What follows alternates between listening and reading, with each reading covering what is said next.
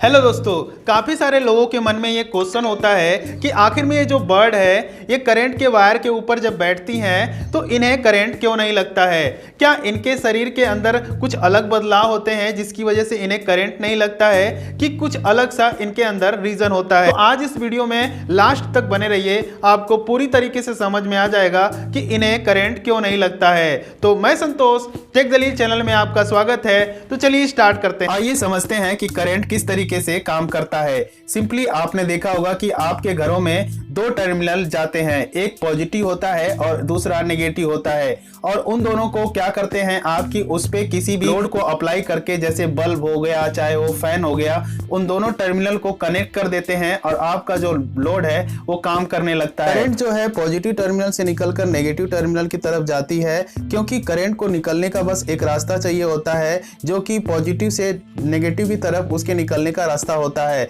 ये रास्ते पे जब निकल जाती है तो उसका एक पाथ कंप्लीट हो जाता है और उस सर्किट में पूरी तरीके से करंट फ्लो हो जाता है। कभी कभी आपसे गलती हो जाती है और आप किसी वायर को टच कर देते हैं तो आपको करंट लग जाता है। एक्चुअल में करंट इसलिए लगता है क्योंकि आपका जो नीचे अर्थ है ये नेगेटिव टर्मिनल है। जब भी आप किसी फेज वायर को पकड़ते हैं और आपके अंदर इलेक्ट्रॉन्स का प्रवाह होने लगता है, करंट जाने लगती है, और नीचे जो हमारा अर्थ है वो नेगेटिव टर्मिनल है, तो उसे रास्ता मिल जाता है। यानी हमारा जो करंट का जो रास्ता है वो कंप्लीट हो जाता है।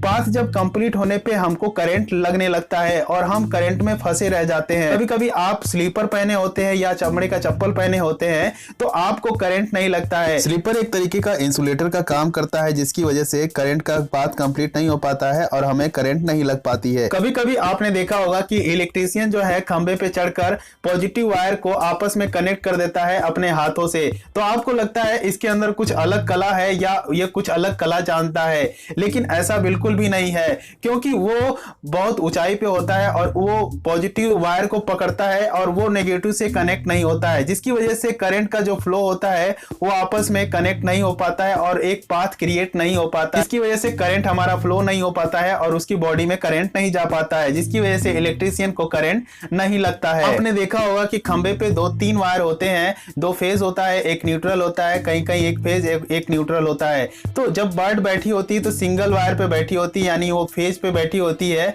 और उससे जो है नेगेटिव टर्मिनल कनेक्ट नहीं होता है, जिसकी वजह से उसे करंट नहीं लग पाता है और जो करंट का फ्लो होता है उसका पाथ कंप्लीट नहीं हो पाता है और उनके बॉडी में करंट नहीं जा पाता है। कभी कभी जो पक्षी होता है वो मस्ती करता हुआ बैठा रहता है फेज वायर पे, तो कभी कभी वो मस्ती करते रहते हैं तो अचानक से उनका पंख जो है न्यूट्रल पे टच हो जाता है और उनको करंट लगता है और वो उनकी पंख जो है जल जाती है और नीचे वो गिर जाते हैं। इस तरीके से करंट का जो पाथ है वो कंप्लीट हो जाता है, जिसकी वजह से बर्ड को करंट लग जाता है। मोटा मोटी में सिंपल सी बात यह है कि अगर आप फेज वायर को पकड़ते हैं तो आपको करंट तब तक नहीं मारेगा जब तक कि आप नेगेटिव टर्मिनल से टच ना होंगे। उसी तरीके से बर्ड जो है वो फेज वायर पे बैठी होती है, उसका न्यूट्रल से कोई भी कनेक्शन नहीं होता है, जिसकी वजह से पाथ नहीं कंप्लीट होता है और बर्ड को करंट नहीं लगता है। उसी तरीके से इलेक्ट्रीशियन भी होता है, वो फेज वायर को अपने हाथों से कस देता है लेकिन वो न्यूट्रल से टच नहीं होता है, यानी नेगेटिव टर्मिनल से वो टच नहीं होता है, जिसकी वजह से करंट का पाथ कंप्लीट नहीं होता है